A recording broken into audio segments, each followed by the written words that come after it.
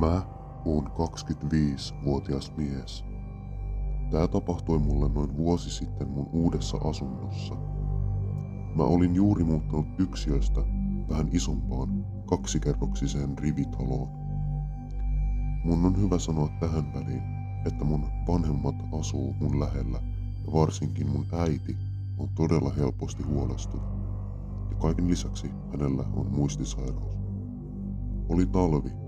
Mä muistan, että mä lähdin perjantai-iltana noin 9 aikoihin paikalliseen kuppilaan viettämään iltaa parin kaverin kanssa. Mä join itseni aika humalaan. Kun kello oli lähemmäs 1, mä lähdin käppäilemään takaisin kotia päin. Mä muistan, että mä olin niin kännissä, että mä meinasin mennä vahingossa naapurin asuntoon.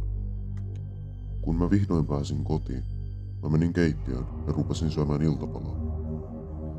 Kun mä söin siinä sitä iltapalaa, niin mä kuulin ylhäältä kolahduksen ja sen seurauksena askelia. Mä ajattelin, että se olisi mun muistisairas äiti. Hänellä on siis avain mun kämppään ja ajattelin, että hän on jostain syystä tullut mun luokse. Mä yritin soittaa mun isälle 2 kertaa, mutta hän ei vastannut. Laitoin vielä viestiä perään. Sitten mä odotin hetken ja soitin 3. kerran. Ja silloin hän vastasi unisen ärtyneellä äänellä. Mä kerroin, että mun äiti vaeltelee yläkerrassa. Oli hetken tauko, ja sitten mun isä sanoi jotain, mikä sai mun ihon täysin kananlihalle. Ei se ole mahdollista. Se nukkuu mun vieressä tässä. Mä muistan, että kännin asteesta huolimatta mä jähmetyin aivan paikalleen ja olin täysin sanaton. Mä tajusin, että joku tuntematon oli mun kanssa siellä mun talossa. Mä käänsin mun pään hiljalleen yläkerran suuntaan. Ja siellä, portaiden päädyssä, oli joku. Keittiön himmeä valo heijasti tarpeeksi, että näin siellä miehen hymyilevät kasvot. En nähnyt vartaloa, koska oli todennäköisesti niin pimeää. Mä menin paniikkiin ja juoksin eteiseen. Nappasin kroksit mukaan ja ryntäsin ulos ulko-ovesta. Mä selitin ulkona kaiken mun isälle ja hän käski mun tulla heidän luokseen samalla kun hän soittaisi poliisit. Onneksi matkaa oli vain vähän alle kilometri. Mä olin aivan hengästynyt, kun pääsin perille. Mä jäin mun vanhemmille yöksi ja poliisit tutkivat talon, mutta he eivät löytäneet ketään tai edes mitään, mikä viittaisi siihen, että joku olisi ollut siellä. Mä vannon, että sen tapahtuman jälkeen mä oon kuullut joinain öinä mun talosta outoja, vaimeita ääniä, lähinnä joitain tömähdyksiä ja puhetta. Minusta tuntuu vieläkin, että joku tarkkailee minua, kun mä nukun.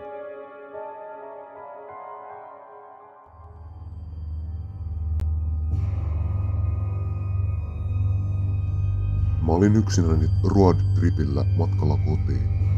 Oli pimeä talviyö ja mun auto hajosi keskelle maantietä metikköön. Mun ympärillä oli kirjaimellisesti vain metsää ja peltoa. Mä en tiedä mikä mun autoon tuli. Mä kävelin vähän matkaa ja löysin pienen mökin, jossa oli valot päällä. Mä koputin oveen ja toivoin, että joku tulisi avaamaan sen. Sitten mä kuulin jonkun tömähdyksen. Mä katsoin alas ja näin, että ikkunalla oli joku. Se oli ilmeisesti kellarin ikkuna. Se joku yritti sanoa jotain, ja ihan niin kuin mä olisin kuullut vaimeasti sanottavan, auta minua. Mä en ehtinyt ajatella mitään, kun ovi aukesi ja vanhempi kaljumies kysyi, onks kaikki ok? Mikäs nuoren miehen tänne tähän aikaan johdattaa? Mä kerroin mun autosta, ja hän sanoi sisältä hakevansa jotain työkaluja. Mä odotin ulkona, kun hän katosi mökin pimeyteen. Mä menin kellarin ikkunalle ja koputin siihen hiljaa. Joku koputti takaisin outoon tahtiin. Mä tajusin sen olevan hätämerkki, SOS-merkki. Mä yritin ajatella järkevästi, mutta en keksinyt mitään. Mä näin mökin yläkerran ikkunassa jonkun tuijottavan mua. Mutta kun mä tuijotin sinne, verhot rävähti kiinni. Yhtäkkiä kaikki valot sammui mökistä. Mä aloin epäröimään tilannetta ja mä kipitin takaisin mun autolle. Mä menin sisään ja lukitsin ovet. Mä yritin käynnistää vielä autoa ja luojan kiitos se käynnistyi. Yhtäkkiä mut säikäytti koputus kuskin ikkunaan. Se oli joku ihminen. Oli niin pimeä, että en nähnyt oliko se sama mies vai ei. Hän alkoi kysellä multa kaikenlaista. Esim. Että näitkö sä mitään, mitä sun ei olisi pitänyt nähdä? Onko sä ihan yksin varmasti? Etkä sä vaan nähnyt mitään? Mä huusin lasin läpi, että en nähnyt, että mulla on vähän kiire ja lähdin ajamaan pois. Mies potkaisi mun autoa ja kun mä olin noin 100 metrin päässä miehestä, alkoi luoteja syöksyä takaikkunasta sisään. Mä ajoin ihan helvetin lujaa sieltä pois moottorin vikavalosta huolimatta. Onneksi yksikään luoti ei osunut minuun. Mä pysähdyin johonkin huoltsikalle ja ilmoitin poliisille.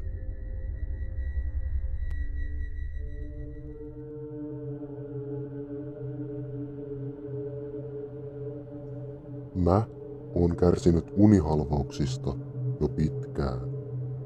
Ne on ollut aina enemmän tai vähemmän karmivia, mutta niitä tuli yleensä yhdessä vaiheessa noin kerran 2 kuussa. Mä en ollut melkein vuoteen saanut unihalvausta, kunnes sitten viime yönä. Mä kävin nukkumaan noin 12 yöllä ja jätin telkkarin päälle. Mä muistan, että telkkarista tuli joku komedia-elokuva juuri kun mä kävin nukkumaan. Mä nukahdin nopeasti, mutta heräsin parin tunnin päästä yllättäen. Mä avasin silmät ja katsoin television suuntaan. Mitä mä näin siellä oli karmivaa. Se komedia-elokuva pyöri vieläkin ruudulla, mutta niiden elokuvan ihmisten naamat näytti jotenkin erilaiselta. Ne näytti kuolleelta. Silmiä ei ollut, vain tyhjät aukot silmien kohdilla. Pelottavan veriset hymyt kasvoilla. Ja aina kun joku tyypeistä puhui, se kuulosti jotenkin robottimaiselta ja monotoniselta. Mä tuijotin sitä kauhistuneena, kunnes yritin liikkua, mutta tajusin sen olevan mahdotonta. Ei helvetti, unihalvaus. Mä yritin rentoutua ja miettiä, että kyllä se menee ohi. Seuraavaksi mun huoneen ovi alkoi hiljalleen aueta ja siitä kuului nariseva ääni. Kun ovi aukesi kokonaan, siellä seisoi lierihattupäinen tummiin pukeutunut mies, jolla oli täysin punaiset silmät. Mies alkoi hiljalleen leijua mua päin, ei kävellä, vaan leijua hammaisesti. Mä suljin mun silmät ja tunsin kohta, kuinka jokin painava istui mun rintakehälle. Mä en uskaltanut avata mun silmiä ja lausuin muutaman rukouksen, jonka jälkeen pystyin taas liikkumaan ja paino katosi mun rintakehältä.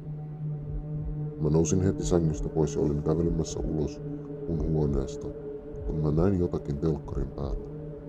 Jotakin, mitä mä en todellakaan odottanut näkeväni. Se oli lierihattu, samanlainen, mikä unihalvauksen miehellä oli päässään.